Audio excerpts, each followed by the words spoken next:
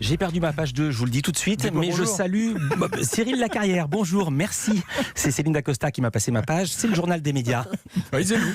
Qu'est-ce que vous avez ce matin? Alors, ce matin, Lumni, le petit nouveau de l'audiovisuel public, la journaliste la most powerful de France et un doc consacré aux enfants des femmes battues. Et Cyril, vous ouvrez ce journal avec le premier jour de grève à Radio France où plusieurs syndicats s'opposent au plan d'économie voulu par la direction. La CGT, le SNJ, Sud et la SFDT sont mobilisés pour faire plier Sybille Veil, la présidente de Radio France.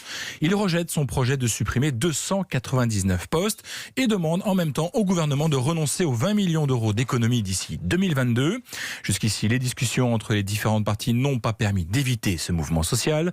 Et tout porte à croire que cette grève pourrait durer au moins jusqu'à vendredi, comme l'ont appelé 3 des 4 syndicats, alors que la CGT voit même plus loin avec tout simplement une grève reconductible. Et ce matin, Cyril, vous vouliez vous attarder sur une nouvelle offre éducation lancée par l'audiovisuel public. Lumni, c'est le petit nom de ce dernier né, un petit nom qui se veut un rappel au mot lumière et au terme latin alumni pour dire élève.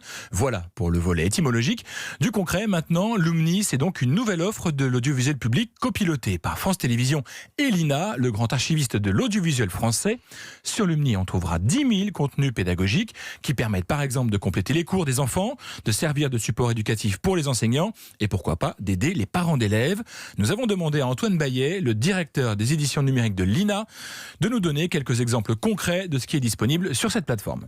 Qu'est-ce qu'on propose par exemple à un enfant? On lui propose une série comme La Grande Explication. C'est une série web, 21 épisodes de 5 minutes et qui en fait, dans chaque épisode, revient sur un événement qui a marqué l'histoire. La libération de Paris, mai 68, l'assassinat de Kennedy. C'est court, c'est un montage qui est cash, qui est incisif, avec un mix entre des images et du texte.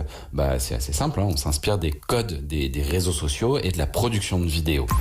Ça, c'était donc pour les contenus dédiés aux enfants. Autre exemple, cette fois à destination des enseignants.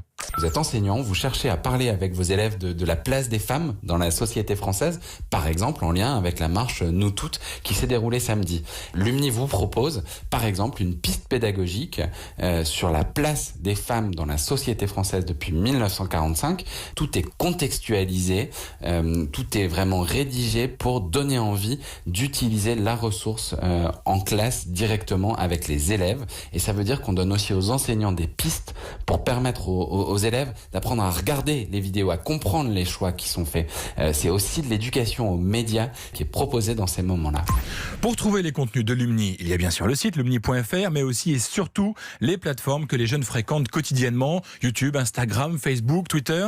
Mais à la différence de ce qui se passe chez les géants américains, les équipes de l'offre publique mettent en avant un élément central de Lumni, le travail de recommandation. On écoute à nouveau Antoine Bayet, un des principaux coordinateurs de la plateforme. Chaque contenu est validé par des humains pour leur pertinence éducative. On voit pour chaque contenu les liens qu'il peut entretenir avec les programmes scolaires et donc ce sont des éléments très différenciants par rapport, par exemple, à ce qui va se passer sur YouTube. Nous, acteurs de l'audiovisuel public, on est convaincus que l'éducation, c'est une chose qui est bien trop sérieuse pour être laissée aux GAFA seulement. Se servir des plateformes américaines plutôt que de rivaliser avec elles, probablement une bonne piste pour toucher les jeunes publics. L'audiovisuel public mise en tout cas beaucoup sur Lumni, un projet sur lequel les entreprises travaillent depuis 3 ans. Ce week-end, l'Institut IFOP a dévoilé le nom de la journaliste la plus influente de France. Bonjour, c'est Élise Lucet, Cache Investigation. Oui, c'est Élise Lucet. C'est très bon montage, bien joué. C'est Élise Lucet, c'est elle que les Français considèrent comme la femme journaliste la plus influente de France.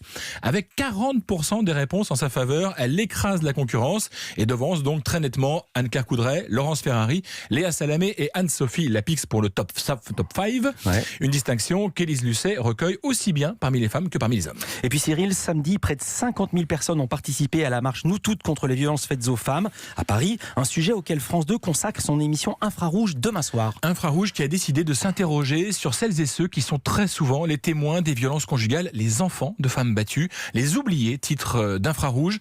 L'émission de France 2 a rencontré 5 enfants devenus adultes pour leur faire raconter ce qu'ils ont vu et comment ils ont pu se construire dans cet environnement traumatisant.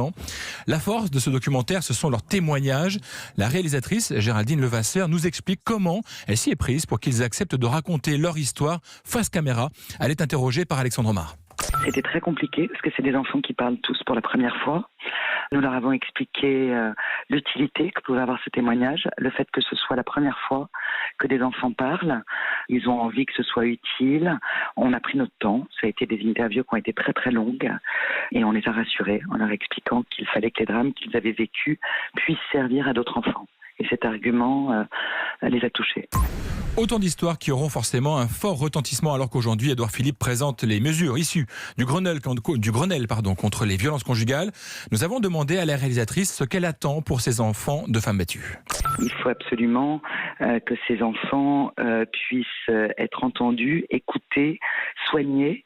Parce qu'on a vu qu'ils portent, pour certains d'entre eux, des séquelles qui sont réversibles, mais ça peut être des séquelles graves. Pour aider ces enfants, il faut une médecine quasiment de guerre, c'est-à-dire de la psychotrauma, puisque les séquelles peuvent être apparentées à des actes de guerre ou des actes de terrorisme.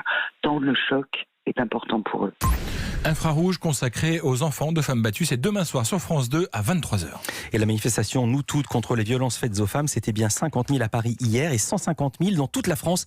Merci Cyril Lacarrière, à demain. À demain.